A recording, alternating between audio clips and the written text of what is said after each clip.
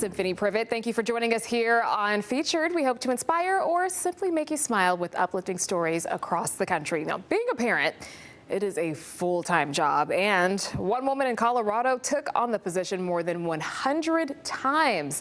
Janelle Finch explains how she was the guiding light for loads of children going down the wrong path. No parent is perfect. Shuffle forward. Because raising a child doesn't come with a set of steps. Toe heel, toe heel. It's not a routine that can be taught. But Linda Lacey found her groove, even if her toes sometimes get stepped on. My Winnie the Pooh socks for dancing. No, let's not take a picture of that. Put your feet in your shoes. Doesn't matter how old they are, you gotta tell them what to do. Scotty Zahn couldn't have asked for a better guide. She didn't need someone perfect. She needed someone present. Linda is one of my moms. My particular situation, my mom was an alcoholic, and so the state became involved, and for my safety and to try to help my mom, I was taken away and placed in foster care. I just blabbered on like I usually do. Scotty only lived with Linda for 1 year in 5th grade, but she made lasting memories. Coming up to Netherland, first time I got to ride a school bus. Including some she'd like to forget. It was the first time I had a perm. But Scotty never forgot the woman who showed up for her. She found a need. The need was to help protect children. And she wasn't the only one to receive Linda's love. She told me 101. 101. 101 foster kids have called her mom. They had me. Oh boy, did they have me over and over. I feel like I've been had. Linda worked with Jefferson County to make her home an alternative to juvenile hall. I don't like to see any kids behind bars. So I said, let me try. They went from being projects to being really special people. I mean, I fell in love with every one of these kids. There's my babies. She took 11 to 17-year-olds and shaped them into young women. And this is Wendy. She said she had up to 10 girls in her home at one time. They've learned to build their own happiness in their own family. You build your own happiness. In the early 70s, Linda didn't know how far her passion to support kids would take her. I thought I'd have 2 or 3. After 101 children and 101 different adventures, I have a total success. Though some of life's dance moves are harder to pick up than others, Crash and burn, Mom. Linda is learning. I know. And making up steps as she goes. I did crash and burn. Being a mom is a dance she would take from the top 101 times over. That was Janelle Finch reporting. A family created a little library for their neighborhood to enjoy in Minneapolis. Boyd Hubert tells us why it's important for them to spread joy to kids through books and toys. It was one of the first things they noticed upon moving to South Minneapolis. There's just these little libraries all over. Lauren and Mike Solom's son Freddie loved the libraries. Good night, little monster. That's Freddie sharing a story with his little sister Hattie. Little kid. For Freddie, little libraries were like finding hidden treasure. So we would, of course, have to stop at every single one and look inside of them. But how disappointed Freddie be when the libraries were missing kids' books? Pretty bummed. Started complaining a lot. We'd have to find the next library to see if there was something else in there for him. For a year now, the neighborhood libraries have been missing Freddie. He was 5. Yeah. He turned 5 shortly after he began chemo in the hospital. Lauren and Mike lost their only son last July. I was diagnosed with Burkitt lymphoma. It was a brutal 8 months, to say the least.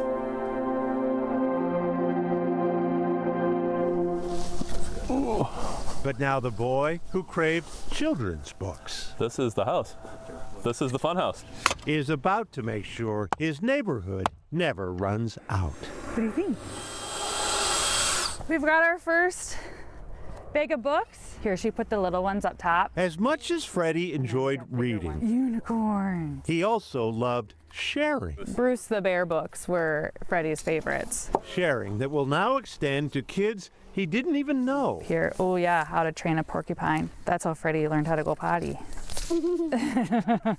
And not just his books.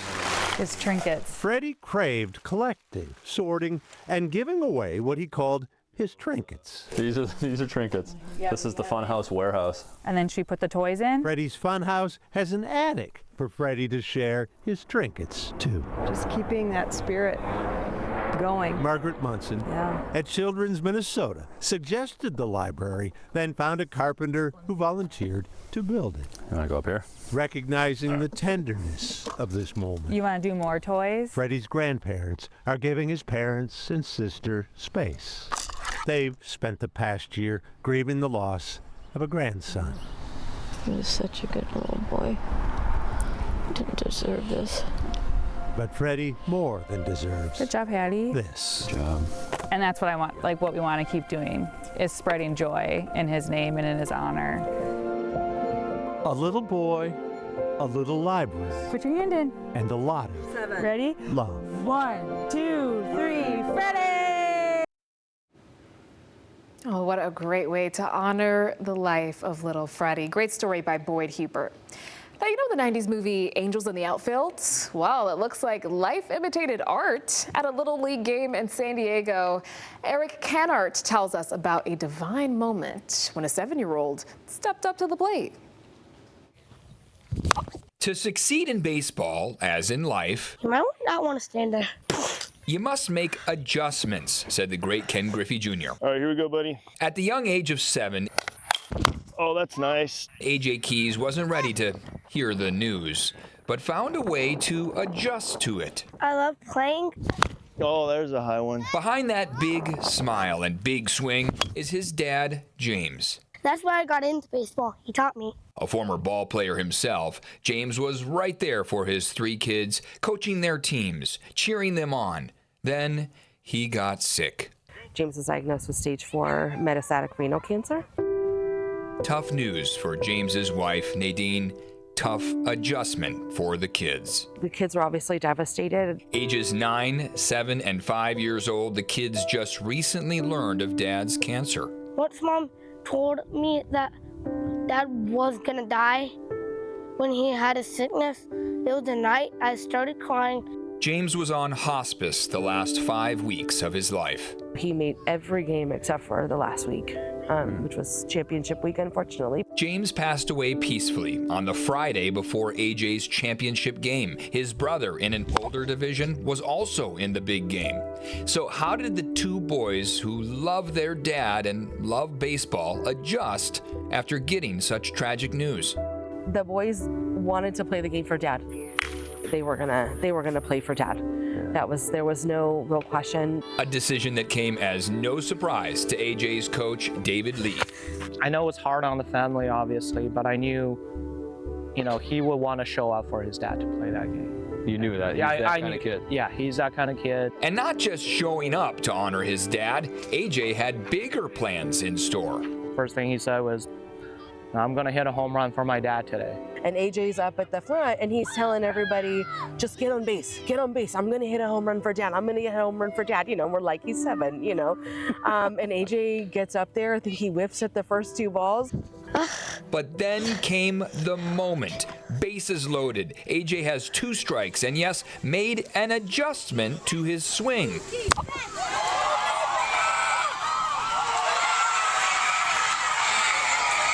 AJ hit a grand slam for his dad. That ball just sails out of here. It's just sailed out of there. And it was unbelievable. It was a grand slam. It was more than a home run. I know, it was a grand slam. When we got in the dugout, we're like, AJ, AJ. And then everybody was climbing on top of me. And we were jumping like crazy. Does that feel good when that happened? He was just jumping up and down. I hit it for Dad. Yes, I think that's all he was telling me. At one point, he goes back and says, "Did you see me? I kissed and I sent it to Dad." I was like, "I saw you, bud."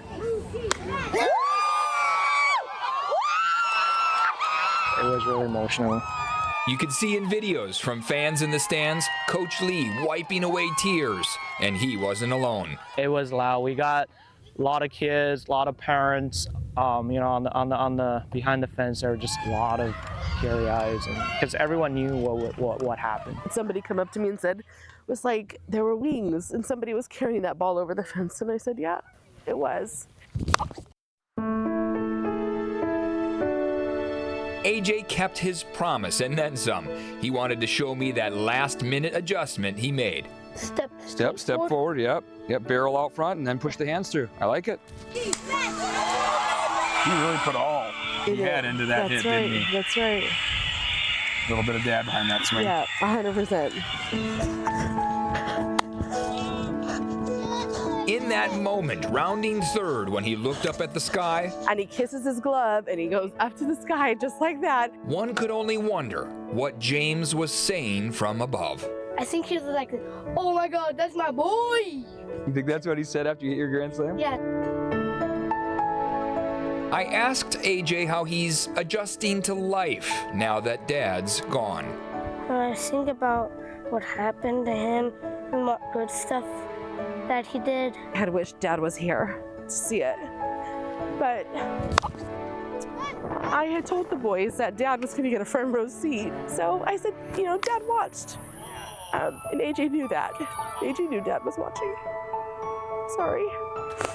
I couldn't have written a better ending. It was just like Field of Dreams. That was Eric Kennard reporting. We have much more for you ahead on Featured. Here's a quick look at what you can expect. Well, sometimes saying thank you doesn't cover it. We'll show you how one cancer patient showed his appreciation to the medical team who took care of him. Plus, you could eat pizza or use the food to make the world a better place. We meet one pizza lover who's doing both.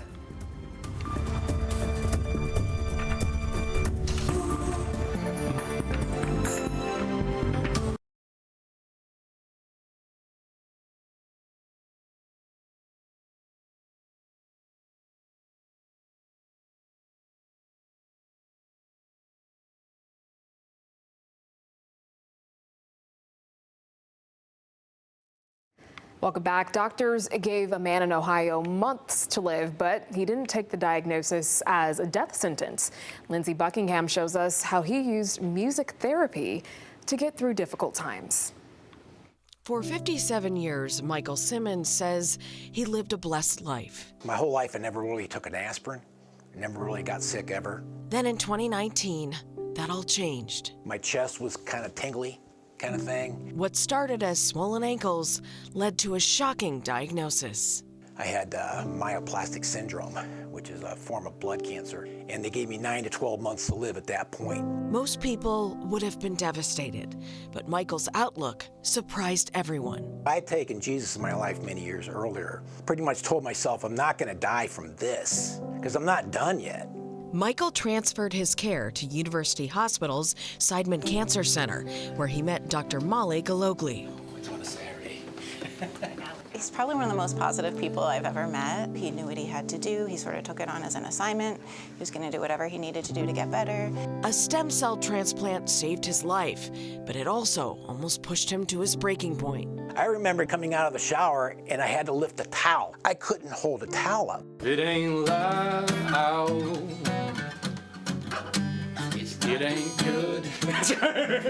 During his darkest moments, It ain't good.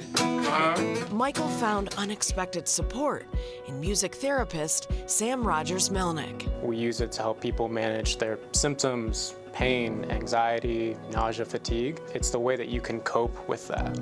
Michael is a lifelong musician. For him, those sessions became more than therapy.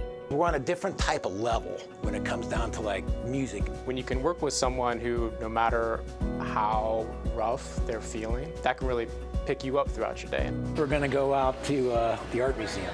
And then where do you guys want to eat at, you think? His journey wasn't just about surviving. It was living for something bigger. You know, I got to see my grandkids continually. Today, Michael is cancer-free, a gift he's channeled into music. Think I can always count on you. Writing inspirational songs, including one special tribute to his caregivers. It's about hope, looking towards the future instead of trying to change the past all the time. His musical thank you means everything to his healthcare heroes. To get perspective on how that feels to patients and to know that it is meaningful to them is incredibly gratifying. Michael's message to others facing their own battles is simple. They're looking for hope, they're looking for kindness, and looking for love. From a man who says getting sick made him a better person.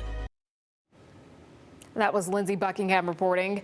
Residents in one Milwaukee neighborhood say the best party is in their yards. Check this out. Catherine Cook shows us how an idea to unite people during the pandemic has grown into a beloved tradition. Fish are jumping. It's that time of year when a cappella And your mama's good look meets punk and neighbors. Yeah, we love it. We come every year. Meet neighbors. Seeing our little son enjoy music and neighbors is fun too. This is Milwaukee Porch Fest, the genre-bending music festival where the next little act is always around the bend. one of these mornings. 5 years ago, people were focused on staying healthy amid the pandemic, but they were also needing social interaction and joy. And with the vaccine still months away, the cure for the latter, at least in Milwaukee, was live music. We actually didn't think it was going to keep going. We thought of it as just a pandemic thing to do. Samantha Swindler helped start Porch Fest. She loves that people here get it. I don't even know who most of these people are. Like, I love that. I love that they're just like coming in and hanging out with us. Like, it's great. Portland's kind of big, but in the suburbs here, it's like brings back that feeling. Turns out you don't need a pandemic to need music and community. The world's kind of a scary place, and the way I get through it is focusing on like my friends, my neighbors, and just trying to make the best of what we're going through. Private homes and small businesses will host more than 100 mini concerts all over Milwaukee. The biggest Porch Fest yet. The Portland area's hottest club is Everybody's Neighborhood in Milwaukee. In Milwaukee, Catherine Cook. Now, Dave Portnoy, the man behind Barstool Sports, he's known for his one-bite pizza reviews, and some of his favorite slices are from Connecticut. Well, one artist there caught Portnoy's attention with a pair of oven-baked sneakers. Yeah, it sounds strange, I know. Soline Arif explains. And look at these. I've never seen anything quite like this. A video from Dave Portnoy's social media that's been viewed hundreds of thousands of times. Just something that's very positive and joyful and that naturally brings people together. Also another thing that I want my artwork to do. Meet Michael Pollock, New Haven born and baked, whose art matches his love for pizza, specifically New Haven pizza, which is unofficially known as the pizza capital of the United States. He loves pizza so much he founded something called the New Haven Pizza Club. It sort of went from an art collection to somewhat of a cultural movement around here. It's just a huge project that's intended to unite different people through a universal symbol of pizza using art, culture, and philanthropy. He's had his eye on sharing his artwork and mission with Portnoy for years, and when he heard Portnoy was in town trying pizzas, he knew he had to find a way to get him a slice of his art. He went through a lot of work that some might call crazy, like leaving the shoes at the airport he thought Portnoy would be flying out of. His efforts got him the attention he was looking for. He understood all the touch points of those sneakers more than any man walking the planet. He's brought such attention to the characteristics of New Haven beats that we've all known to love, but the rest of the world doesn't know about. You know, the char is not something that is universally used on pizza, but here it's like we live for it. He took me back to the restaurant Moderna Pizza where he baked those shoes that Portnoy now owns. You can find another pair from that shoe collection on display here. New Haven Pizza Club is a partner of Feeding Families Foundation. Pollock has raised almost $100,000 for hospital staff and parents with children in the hospital. Now he's hoping to go one step further and invite Portnoy to join his mission of philanthropy through pizza. Come back anytime. We'll give you the royal treatment. No cameras, no one-bite reviews, no nothing. Just good times, hospitality. Hope to see you soon, brother. Mazel tov.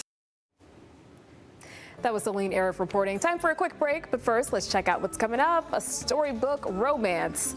How one couple started a new chapter at their local library.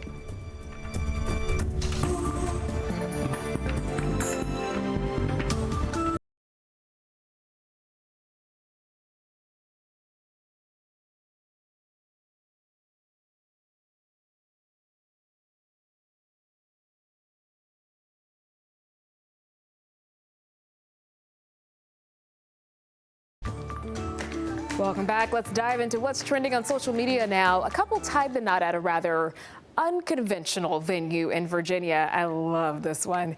Katie Letty and Vincent Bauer were the winners of a contest where the prize was an all expenses paid wedding in the Arlington Public Library. We do. Then let's make it so. Now, to make things even more unforgettable and unique, people in the community were invited to attend, and hundreds of folks showed up. Oh, I love the library, so this is all the way up my alley. All right, this next one is coming from a TikTok. A new trend is bringing flowers inside the bathroom. Take a look at this video.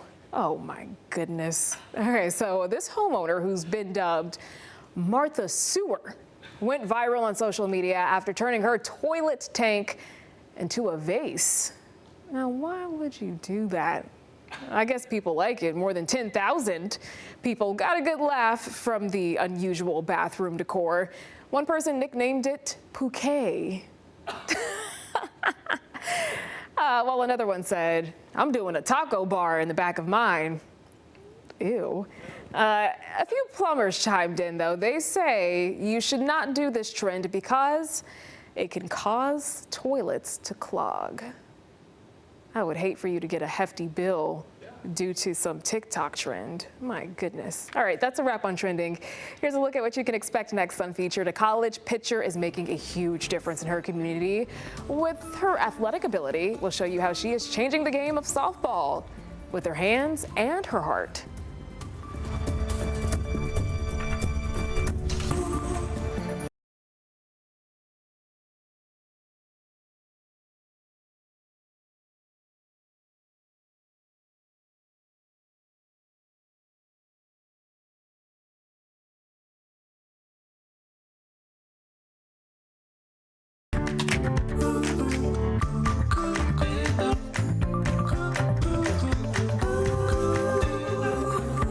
For staying with us here on Featured. I'm Symphony Privet, and we are continuing to bring you uplifting stories across the country.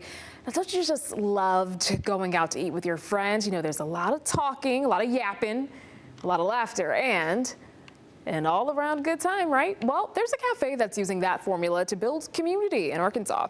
Hayden Belgavy takes us to a lunch break where fellowship and food go hand in hand.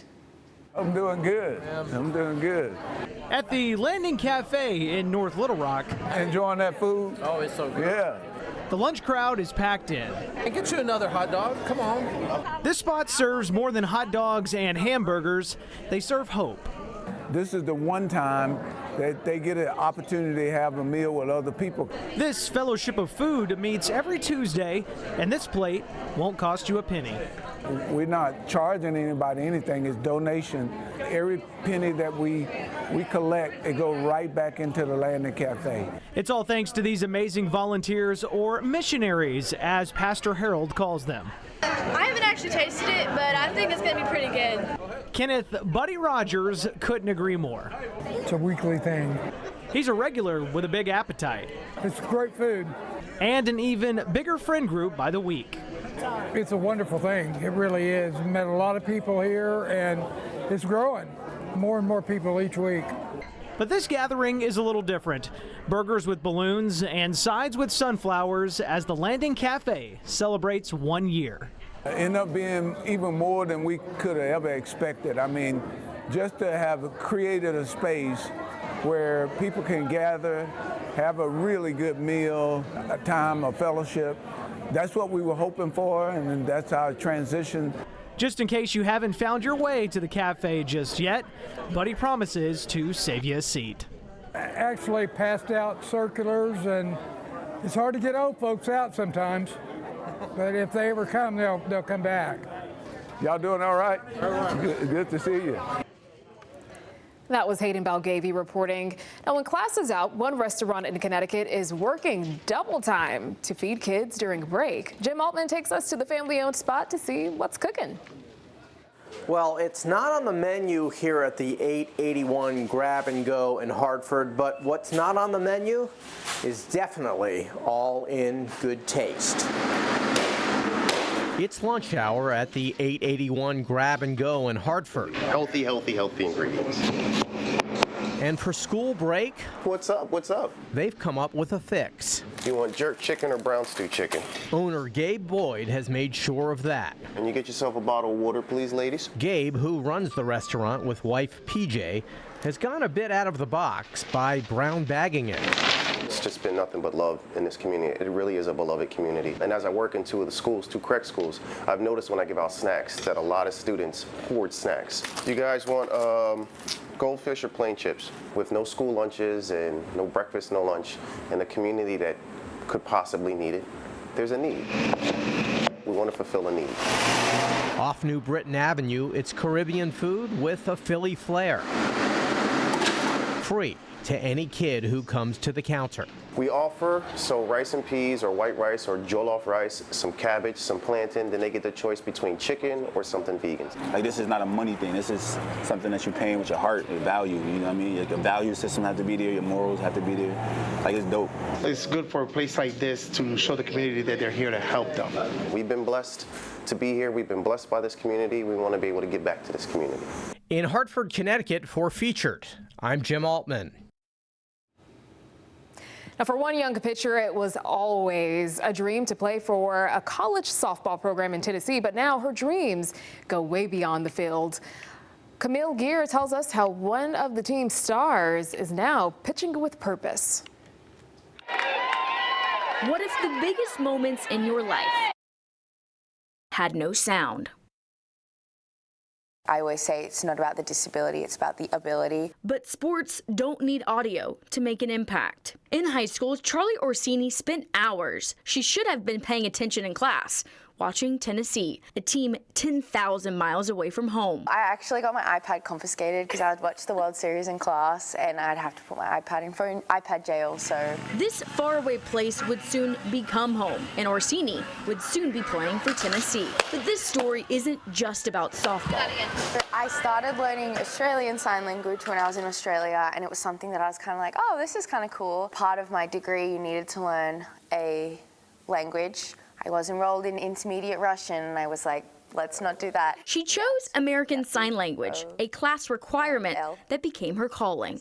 In the end of the day, I just want a world where everyone's included. A business reached out to Charlie about an NIL deal, but she had to turn it down. Unlike every single one of her teammates, Charlie can't participate in NIL because she's not a U.S. citizen. Mom always says, turn a red light into a green light. And her green light, putting a spotlight on the deaf community. And it kind of sucks, like my freshman and sophomore year, like I kind of had to sit on the sideline because I wasn't presented with this opportunity before. So I knew that like I had this idea and I'm going to run with it. Her NIL deal for purpose, not for profit. T-shirts, jerseys, hats, with proceeds going to the Tennessee School for the Deaf. I just get a little smile on my face every time I like go to the games and I see the shirt. She plays for Tennessee and she thinks it's cool that I wear hearing aids, or she signs like I do. It's just like, I want to be that role model for people. A cause that hits close to home for her ASL professor. I was completely surprised and at the same time honored because I'm an alumni of the Tennessee School for the Deaf. I graduated, I attended that school, I played sports there.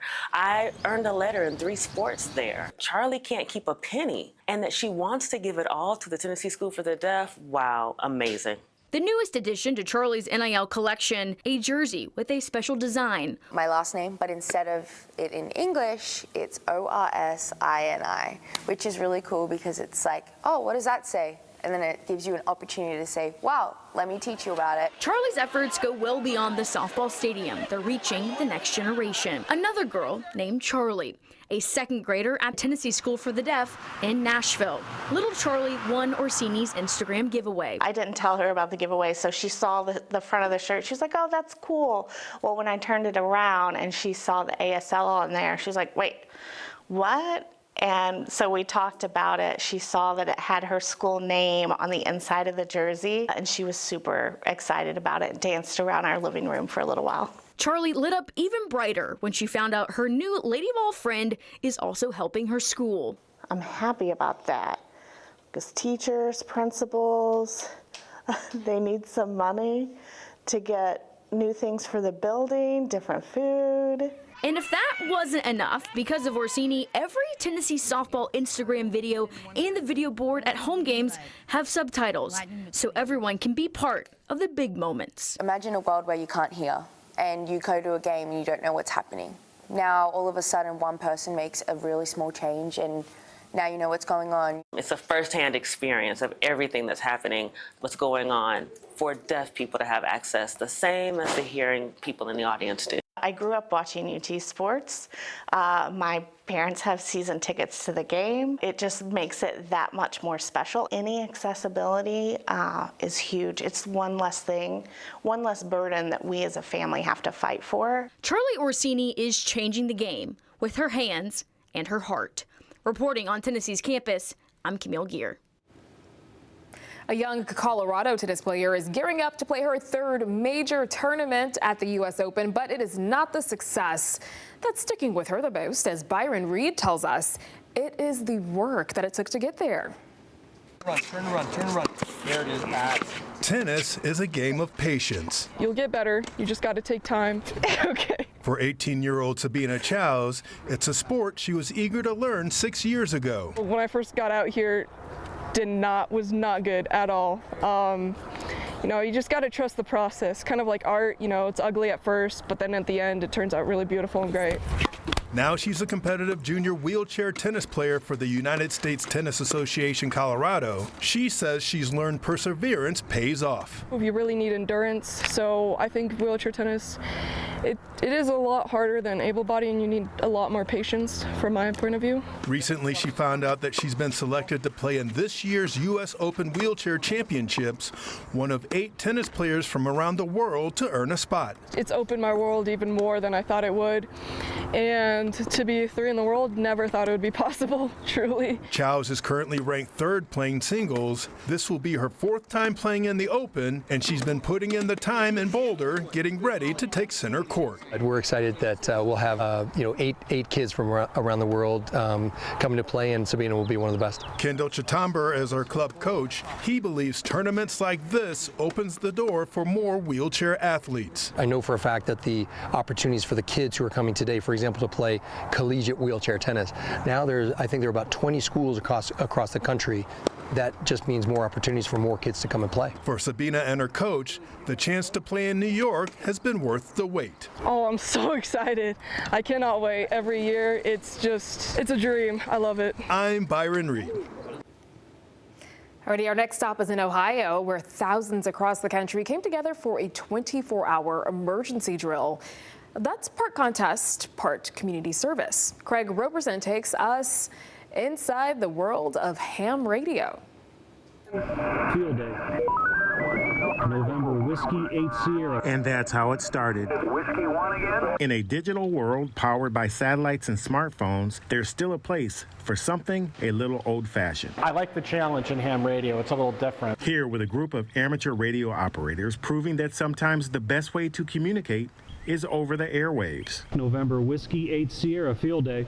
It's called Field Day, a 24-hour event where ham radio operators across the country set up communication stations. We are here nerding out, playing with ham radios. Think of it as an emergency drill, mixed with backyard fun. And a lot of my best friends are because I've met them via ham radio. This isn't just serious business, it's serious fun. We'll be doing digital communications, basically sending like text messages through the radio. Some use voice. Kentucky, good luck. Others send digital messages. I'm not talking to anybody. The computer is sending modem tones, decoding, and sending back and forth. And then there's old school. One dot and dash at a time. I do Morse code. It's not like it's over the internet. There's no infrastructure between us and the other station. It's just an antenna on this end and an antenna on the other end. From the International Space Station. Welcome aboard. We've got you loud and clear aboard the International Space Station. To satellites in orbit. It's the only hobby I know of that has its own satellites. And for many of the operators, it's just a lot of fun. This is our year to get together and eat bad, have a few drinks, and do some amateur radio. I'm Craig Roberson. Wisconsin, good. Alrighty, don't go too far. We are taking a short break, but here's a quick peek at what's coming up next. One burst of frustration turned into a breakthrough for NASA. We will show you how a fashion student solved a problem that's stumped scientists for decades and why it could change space exploration.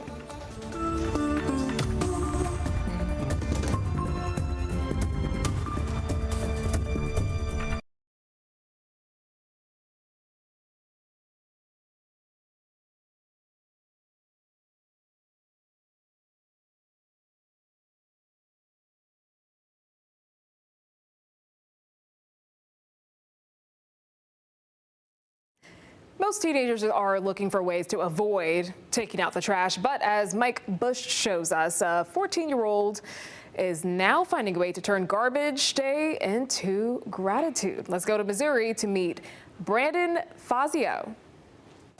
It's been said that one person's trash is another person's treasure. But in Edwardsville, Illinois, one teenager has discovered that sometimes one person's trash can become another person's calling. Meet Braden Fazio. At 14, most kids his age are sleeping in, gaming, or hanging with friends. But Braden?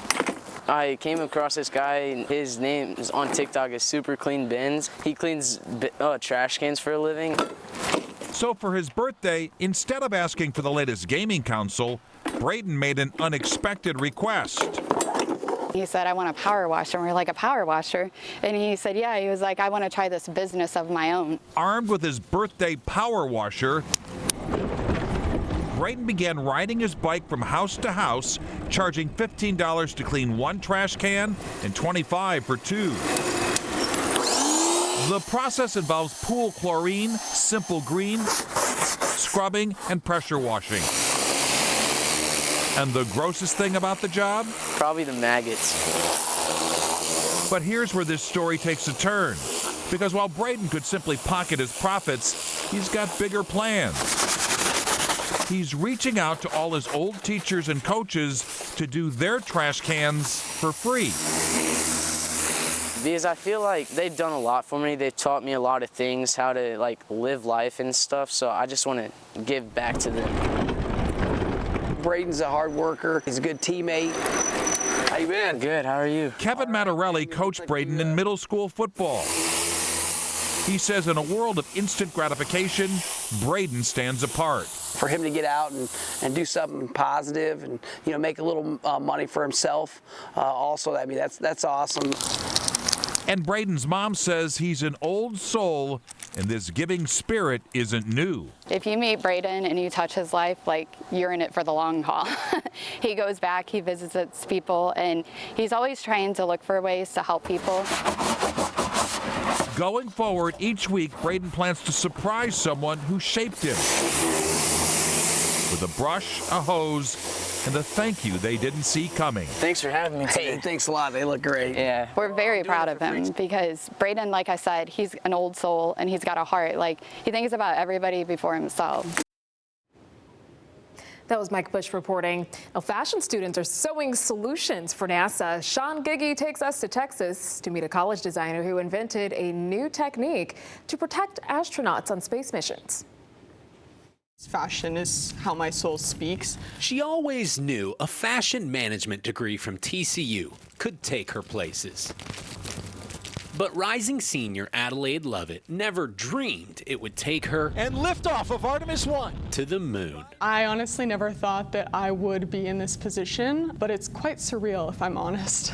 When NASA landed on the moon in 1969, Houston had a problem. It's one small step for man. A problem that has yet to be solved. The seams on spacesuits collected regolith, moon dust. It can be detrimental to both equipment and people. Absolutely. And with astronauts scheduled to return to the moon, NASA needed help. Really, I'm still kind of up in space. So it invited 16 teams of college students to compete and find a solution. It's a problem NASA has had about 60 years to solve. These students had about 3 weeks. We're a little bit behind the curve on getting ready for the challenge. With guidance from their instructor, Leslie Browning-Simone, Adelaide and Susanna Tesfamical, a fellow fashion student, made samples and put them inside a rock tumbler filled with synthetic moon dust.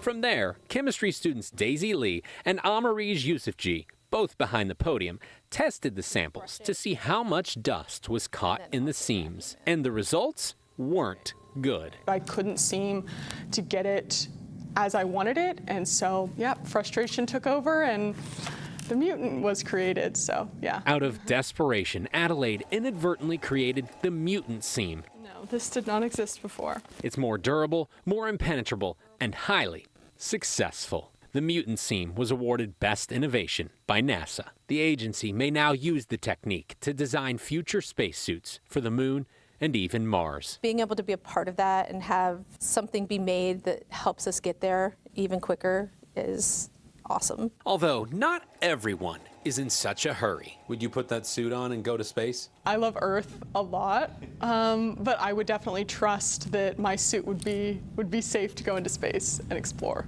Why go to space when you've already done enough to launch a career?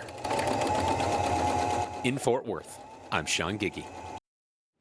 Alrighty, let's take a look at what's coming up next. We meet Lucy the Goose, the feathered troublemaker, causing state troopers to run for cover.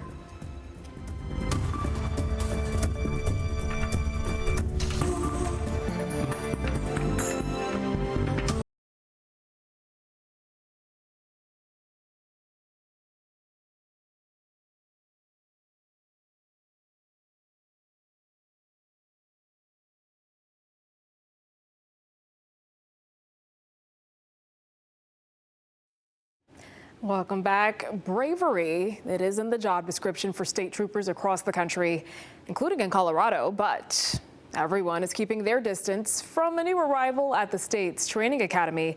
As Evan Krugel shares, it has been leaving some unwanted gifts behind. High-stress jobs require places to unwind. Peaceful over here. Colorado State Trooper Sherry Mendez finds solace in this garden outside the State Patrol Academy. Yes, this is a memorial dedicated to our fallen officers. Just tranquil, peaceful, just somewhere where you want to sit and have your thoughts. But Sherry's mind has been a bit preoccupied lately by a new arrival at the academy. She's always coming around, causing chaos, hissing at us. I call her Lucy, short for Lucifer, the goose around the academy. Lucy showed up a few months ago and quickly started claiming her territory. She's always on somebody's car. Sherry keeps her distance. No, Gabe can do it. He's in uniform. He's got a taser. It'll stay there and I'll stay over here. Gabe Moltrer also avoids Lucy.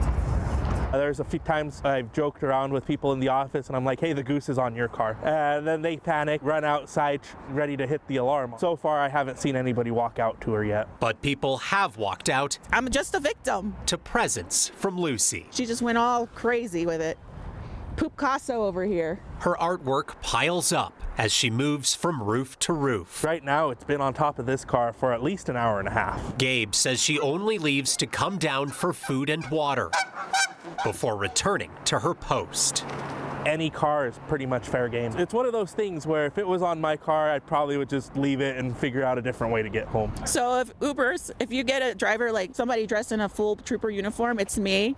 And it's because there's a goose on my car. She may not wear a badge, but nobody doubts her commitment to protecting these brave men and women. Look at her, see? Yeah, I see you. I'm not scared of you. Bold words from a distance. In Golden. She's always going to be here. Evan Krugel. Who would have thought a goose would have had those state troopers shaken up at the academy out there? My goodness. All right, that is it for Featured. I hope you found something that put a smile on your face today. Until next time, make it a great one.